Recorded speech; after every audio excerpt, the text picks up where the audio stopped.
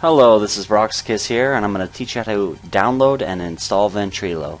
The first thing you're going to do is open your internet browser. You're going to go to ventrilo.com. Once you're there, you're going to click on Download, and then you're going to find the appropriate client version. I personally have Windows 64-bit, so that's the one that I would download. If you have 32-bit Windows 7, you go right there. Or if you have an older version of Windows, here's your link. And if you have a Mac, your link's right there. So you click on the link, click I agree, and then the download will pop up. You just save file.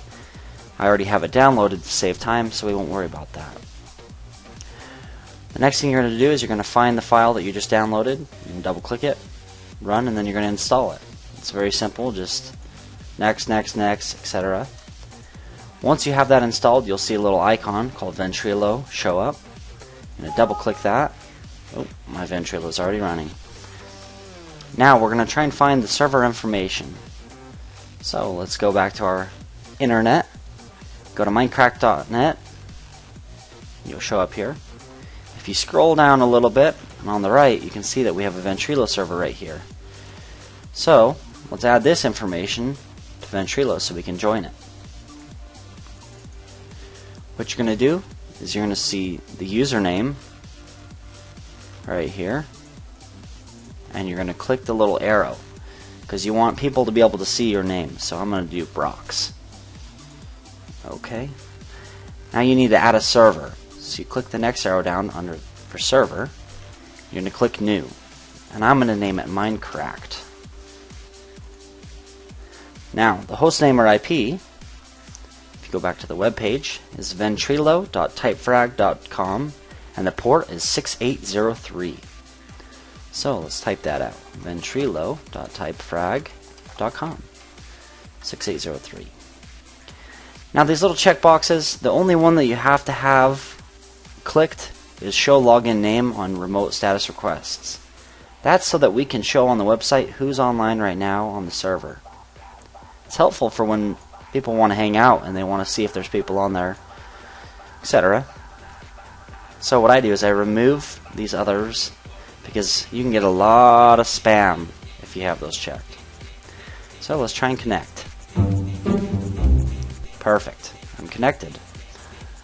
Now to set up your Ventrilo so you can talk, you're going to click Setup, and you're going to click Use Key Clicks and use push to talk mode. And the hotkey I use is left control. What you do is you click here and click the button that you want to be a hotkey. Now, the next thing you can do to test if your microphone works, you'll click this test button right here. Test, test, test. Doesn't seem to work. Let me hold the push to talk button. Test, test, test. Aha!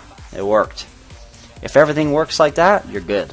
Click test again to exit the test mode. If it's not working, it's possible that your input device is something of... It could just be wrong, you know. I have a Megalodon headset, and so I usually will just select the Megalodon for the speakers and the microphone.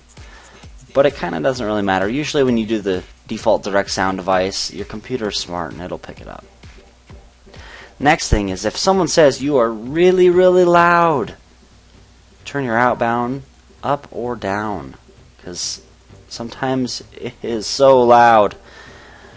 If you're worried that your microphone is not picking up during the test, if you talk and it's really, really, really quiet, you can turn your inbound up or your outbound, either one. The inbound is just, it will increase your volume before it sends it out. The outbound just kind of bumps it really, really high. Then you click OK, and now let's test to see if I can talk. Let me hold my keybind.